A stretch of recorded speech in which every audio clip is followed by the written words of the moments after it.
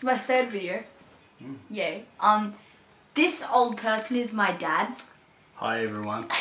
And today we're going to be talking about his opinion on transitioning, the transgenders, and basically like the whole LGBT plus community and all that. So, yeah.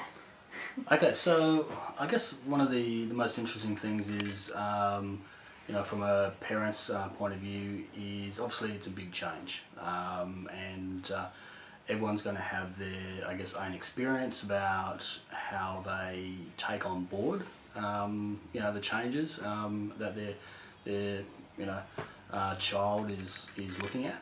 I think one of the most important things from my own personal experience at this stage is to make sure that you keep the lines of communication open, and I think that's probably the most important fact as over the whole period of time is making sure that you're being honest in what you feel about things and vice versa, and I think that'll build for a strong pathway and a good level of support, and I think that's what everyone needs. Socializing is important. So my dad was actually really accepting, though it was kind of like, obviously it's always tricky when you first like come out to your family and friends. It's a rough start, and Dad picked it up really well. And though he was sad to lose my luscious long hair, he's really chill with it, and he's really supportive. And that's one thing that I was really lucky with, is gaining a supportive family and a supportive group of friends constantly around me. So that's like one of the most important things you actually need, and to socialize with other people maybe who's gone through experience of maybe raising a trans kid or a trans kid around like your age or even older. It doesn't really matter, as long as you're socializing and gaining experience like from transitioning yourself or listening to someone who's already done it. Like, it's okay for like people who are cisgender, which I'll go into more, is basically people who identify as their given birth. So as Dad here, he's a male. Ever since he was born, he's a male, so that makes him cisgender. Or simple gender.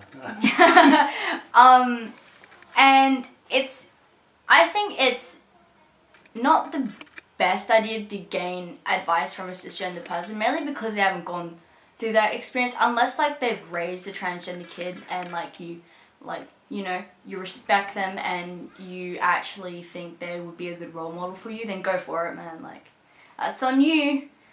Don't mess up. So yeah, that's of my stuff. Did you have any more questions for me today? Yeah, actually. What did you think about when, I told you first, like the first actual time I straight out and said it? Well, firstly, there was enough letters, to confuse anyone, and I needed a thesaurus to try and work out what exactly you were talking about. Many letters. Yeah, many letters. But after doing a little bit of reading and research, and that's the thing, I think a lot of people jump to conclusions and don't. Research is a really big thing. Like, actually, you have to research so much. Like, this one did, and both my other mums did. So it's very important. Once you try to do that, I think it gives you a much better understanding. It's still a challenging thing to change the way that you refer, to gender, because naturally that's something that is like anything that you're used to over a long period of time. You don't get that perfect. Every so often you'll make a mistake, but if you've been saying the same word for 13, 14, 15, 16 years, naturally don't be too hard on yourself. It's going to take a little bit of time to readjust. Yeah, even if you feel like, if you're talking to someone who is transgender or like non-binary and you mess up on their pronouns, don't take it to heart so much, because you're trying. Even if you do mess up, you're trying and you will correct yourself. So that's the one thing. Just don't be so hard on yourself. But when you first start, it's good to respect that person and to constantly remind yourself of their pronouns that they use. Like Dad and my mum have they've started using he, him pronouns because I identify as male, and have obviously started using my actual name now, Chris. So that's really important to keep in mind and to respect that. And, we just use Chris now when we ask you to clean your room, unpack the dishwasher, so on and so forth. So that's for everyone out there. So life doesn't change that much. Some things remain the same. Yeah, I mean, it's hard when you have a friend or a family member who is transitioning or something like that, because you've known that person for their whole lifetime so far, and obviously things are going to change and it's going to be hard to actually understand what you're going through, because you can't straight up understand what that person is going through unless you're in that sort of position. Every situation is different. Mine is different from so many others.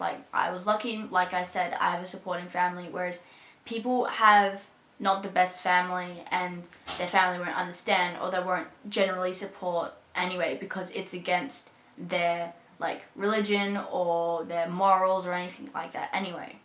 So it's hard being trans and also having a trans family member anyway. So I think the main thing, just to keep contact with them and constantly talk with them and gain understanding of what they're going through, because it's a hard time in their life and it will continue the rest of their life anyway. So yeah. Come here. Thanks for watching my video. Yeah. So if you have questions, put them in the comments and I'll answer them. Stop biting me.